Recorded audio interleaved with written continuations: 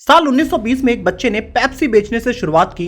उसे सेल्स इतनी पसंद आई कि उसने अपना स्कूल तक छोड़ दिया और आगे चल के वो दुनिया के सबसे बड़े सेल्समैन में एक बना। साल 1929 के ग्रेट डिप्रेशन में जब उसकी जॉब चली गई तो उसने आलू के चिप्स बनाकर स्कूल, हॉस्पिटल्स और पेट्रोल पंप के सामने बेचना शुरू किया। लेकिन वो बच्चा सिर्फ एक अच्छा सेल्समैन ही नहीं, वो दुनिया का सबसे बड़े बिजनेसमैन में से भी एक था, जिसने दुनिया की चिप्स इंडस्ट्री को पूरी तरीके से रिवोल्यूशनराइज कर दिया। इस इंसान का नाम था हरमन ले, जिन्होंने लेस की शुरुआत किया। हरमन ले का जन्म साल 1909 में नॉर्थ कैरोलिना के चार्लेट सिटी में हुआ था।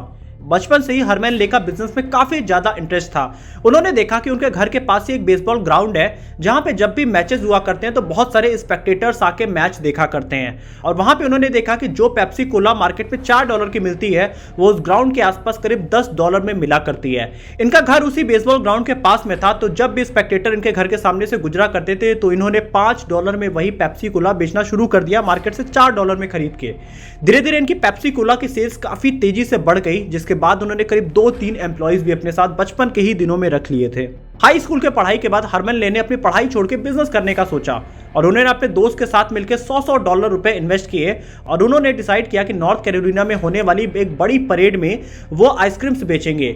लेकिन इत्तेफाक से उस दिन वो परेड का रूट बदल दिया गया, जिस वजह से इनको आइसक्रीम में काफी ज्यादा नुकसान हुआ। इसके बाद हरमन ले ने कई और सारे बिजनेसेस करने की ट्राई किया, लेकिन वो उन सब में फेल होते गए। काफी कोशिश के बाद हरमन ले को सनशाइन बिस्किट कंपनी में सेल्समैन की जॉब मिलती है। सनशाइन यूएस की सबसे बड़ी कुकी मेकर कंपनी थी, लेकिन उसी बीच ग्रेट डिप्रेशन आ जाता है और हरमन की वो भी जॉब चली जाती है।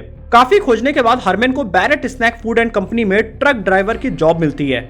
उस समय सॉल्टी स्नैक का यूएस में कोई बड़ा मार्केट नहीं था, सबसे ज्यादा कैंडीज ही पूरे मार्केट में बिका करती थी, जिस वजह से बैरेट स्नैक एंड कंपनी के सेल्स काफी ज्यादा लो चला करते थे। हरमन ने डिसाइड किया कि मैं इसी कंपनी के लिए सेल्स करना शुरू करूंगा और जल्द ही हरमन ले बैरेट स्नैक के लिए सेल्समैन बन जाते हैं और वो घर घर जाके खुले चिप्स बेचना शुरू करते हैं। और धीरे धीरे उन्होंने लोकल मार्केट्स में चिप्स की काफी बड़ी डिमांड पैदा कर दी और कुछ ही सालों के अंदर वो बैरेट फूड एंड कंपनी में बड़े डिस्ट्रीब्यूटर बन जाते हैं। सिर्फ 3 सालों के ही अंदर उन्होंने 30 एम्प्लॉइज को अपने साथ जोड़ लिया, लेकिन कुछ ही समय बाद Barrett snack food and company के फाउंडर की डेथ हो जाती है और उनकी फैमिली इस कंपनी को $60,000 में बेचने को तैयार हो जाती है। हरमन ले चाहते थे कि वो इस कंपनी को खरीद दें, क्योंकि उन्हें चिप्स के मार्केट में बड़ी अपॉर्चुनिटी दिखाई दे रही थी, लेकिन उनके पास सिर्फ $5,000 ही थे और उनको करीब $60,000 अरेंज करने थे। इसके बाद हरमन ले ने करीब $30,000 बैंक से लोन लिए और कंपनी के कुछ इक्विटीज उन्होंने दाव पे रखे, जिसके बाद उन्होंने पूरी कंपनी खरीद लिया और बैरेट स्नैक का नाम बदल के HW ले हो जाता है। अपने लोन चुकाने के लिए हरमन ने डिसाइड किया कि वो पूरे यूएस के मार्केट में एक्सपेंड करेंगे और पूरे यूएस में वो चिप्स बेचना शुरू करेंगे।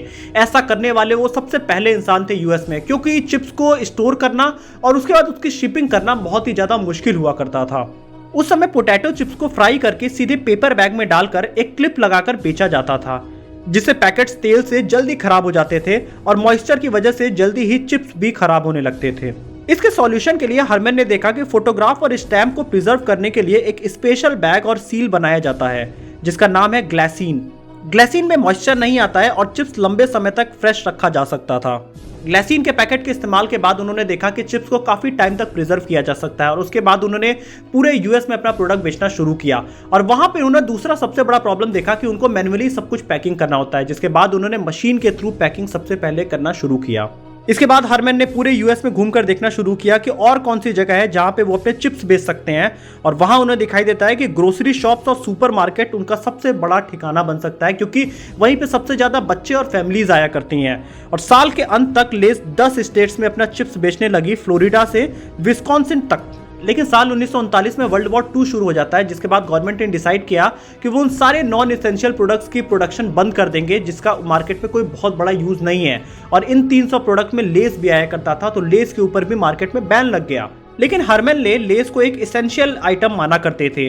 उन्होंने अमेरिकन कांग्रेस के सामने अपना तर्क रखा कि अगर वॉर के समय सेना को क्विक रिफ्रेशमेंट की जरूरत होगी तो लेस उसके लिए सबसे बेस्ट सॉल्यूशन बन सकता है, क्योंकि ये बिल्कुल रेडी टू ईट होता है और इसको तुरंत फाड़ के खाया जा सकता है। और 7 महीनों के अंदर ही उन्होंने यूएस गवर्नमेंट से लेस के ऊपर से पूरी तरीके से बैन हटवा दिया। वर्ल्ड वॉर 2 के एंड तक लेस यूएस की दूसरी सबसे बड़ी फूड कंपनी बन गई और नंबर 1 पे थी फ्रीटो, जो कि पफ कॉर्न बेचा करती थी। जहां फ्रीटो की मोनोपोली पूरी तरीके से ईस्टर्न रीजन में थी, वहीं लेस की मोनोपोली पूरी तरीके से वेस्टर्न रीजन में थी। और वर्ल्ड वॉर 2 के बाद लेस पूरे यूएस में तेजी से एक्सपेंड कर रही थी, लेकिन उन्होंने अचानक से देखा कि फ्रूटो उन्हीं की टेरिटरी में आके अपना मैन्युफैक्चरिंग प्लांट शुरू करने जा रही है। लेकिन हर्मेल ले पूरी तरीके से कोलैबोरेशन में बिलीव करते थे, वो कंपटीशन में बिलीव नहीं करते थे। इसके बाद हर्मेल ले ने फ्रूटो के फाउंडर चार्ल्स के साथ एक मीटिंग किया और उन्होंने साथ बिजनेस करने की बात रखी, जिसको फ्रूटो के फाउंडर ने भी बहुत ज्यादा पसंद किया और दोनों कंपनीज के बीच में एग्रीमेंट होता है जिसमें लेस एक्सक्लूसिव मैन्युफैक्चरर बन जाती है फ्रूटो की, और दोनों कंपनी सेम स्टोर में फ्रूटो और लेस बेचने पे एग्री कर जाते हैं। इस फैसले ने फ्रूटो और लेस की पूरी तरीके से हिस्ट्री बदल के रख दी। जहां लेस का एनुअल सेल्स करीब $16 मिलियन पहुंच गया, वहीं फ्रूटो का सेल्स करीब $26 मिलियन पहुंच चुका था। लेकिन जल्दी हर्मेल ने देखा कि वो मार्केट में सैचुरेशन लेवल तक पहुंचते जा रहे हैं और इसके बाद उनके नए कस्टमर नहीं आ रहे हैं, और यहाँ उन्होंने देखा कि अपने एग्रीमेंट की वजह से वो साउथ वेस्टर्न रीजन में अपनी प्रोडक्ट नहीं सेल कर पा रहे हैं, जहां पे मार्केट में अपॉर्चुनिटी है। ये वो समय था जब अमेरिका की इकोनॉमी दुनिया में सबसे तेजी से बढ़ रही थी और लोगों की बाइंग कैपेसिटी अमेरिका में सबसे ज्यादा थी। इस नई डिमांड को देखते हुए हर्मेल ले ने कई नए फ्लेवर्स लेस के लॉन्च करने शुरू किए, जैसे कि पेपरिका, टोमेटो, गार्लिक और मस्टर्ड सीड। इस एक्सपेरिमेंट की वजह से लेस की सेल्स काफी तेजी से जंप हो गई और जल्द ही इन प्रोडक्ट्स को उन्होंने 30 स्टेट से ज्यादा में पहुंचा दिया। लेस की सेल्स बढ़ रही थी, लेकिन फ्रूटो की सेल्स ऑल टाइम हाई पे पहुंच चुकी थी। लेकिन उसी समय फ्रूटो के साथ कुछ ऐसा होता है जो कि बिल्कुल अनएक्सपेक्टेड था। फ्रूटो के फाउंडर की डेथ हो जाती है और बिना फाउंडर के कंपनी क्या ही कर सकती है। इसके बाद हर्मेल ले ने इस कंपनी को एक्वायर कर लिया और अब कंपनी का नाम हो चुका था फ्रूटो ले। इसके बाद हर्मेल ले ने दोनों कंपनीज के एक्सपेंशन पे काफी ज्यादा फोकस किया और उन्होंने देखा कि टीवी एडवर्टीजमेंट का दौर आ चुका है, जहां पे टीवी में बहुत ही लिमिटेड चैनल्स हैं और लोग टीवी पे वही सेम रिपीटेड ऐड देखना काफी पसंद करते हैं। जिसके बाद उन्होंने लेस का सबसे पहला आइकॉनिक ऐड लॉन्च किया मार्केट में। I, Christopher Columbus, claim this for the Queen. You, paleface. Oh, don't bother me. I'm discovering America. Me got him big discovery. Lay's potato chip. Betcha you can't eat 'em, just one. Local vegetation. I'll have another. Me say, just one. So you did. I've discovered a continent full of Indian givers. Oh, look. Here come the pilgrims on the Mayflower.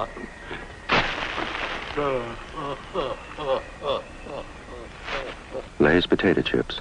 So thin, so light, so crisp. You can eat 1,000,000 of them. But nobody can eat just one. Another flavor favorite from Frito-Lay. Delicious. जिसके बाद less की sales तुरंत बढ़ के $180 million पे पहुंच गई और लेस पूरे अमेरिका का नंबर 1 ब्रांड बन चुका था। हर्मेल ले एक काफी बड़े विजनरी लीडर थे। उनका मानना था कि अगर हमें मार्केट में एक्सपेंड करना है तो हमें नई नई अपनी फैक्ट्रीज खोलनी होगी, लेकिन अगर हमें मार्केट में बहुत तेजी से एक्सपेंड करना है तो हमें बड़ी कंपनी के साथ मर्जर करना होगा। और यहीं पे उन्होंने रियलाइज किया कि अगर हम पेप्सी कोला के साथ मर्जर कर लें तो हम पूरे दुनिया में काफी तेजी से फैल सकते हैं। जिसके बाद इन्होंने अपना मर्जर पेप्सी कोला के साथ करते ही पहले साल में करीब $600 मिलियन का रेवेन्यू टच कर दिया और इसके साथ ही ये तुरंत कुछ सालों के अंदर ही 200 कंट्रीज में एक्सपेंड कर चुके थे। आज लेस का मार्केट शेयर दुनिया में करीब 65% से ज्यादा है और ये पेप्सिको की सबसे ज्यादा प्रॉफिटेबल वेंचर में से एक है, जो कि कंपनी को करीब 50% से ज्यादा प्रॉफिट अकेले दिया करती है। तो इस वीडियो से हम सबसे बड़ा बिजनेस लेसन सीख सकते हैं कि आप कभी भी किसी के साथ कंपटीशन मत करिए, क्योंकि अगर आप कंपीट करते हैं तो आप उसके बराबर ही रह जाएंगे। लेकिन आज का समय है इंडिया में कि आप कोलैबोरेशन पे ज्यादा फोकस करिए, आप खुद भी बढ़िए और आपका कंपटीटर भी हमेशा आगे बढ़ना चाहिए, जो कि हम हर्मेल ले से सीख सकते हैं। इन्होंने फ्रूटो के साथ फाइट नहीं किया मार्केट में, इन्होंने फ्रूटो के साथ में खुद को ग्रो करना शुरू किया, जहां पे दोनों कंपनियां प्रॉफिटेबल हुई। तो ये लेसन अगर आप अपने बिजनेस में अप्लाई करेंगे तो आप खुद भी ग्रो कर सकते हैं और आप जिसे कंपटीटर मानते हैं वो भी ग्रो करेगा और आपकी ग्रोथ में जरूर हेल्प करेगा।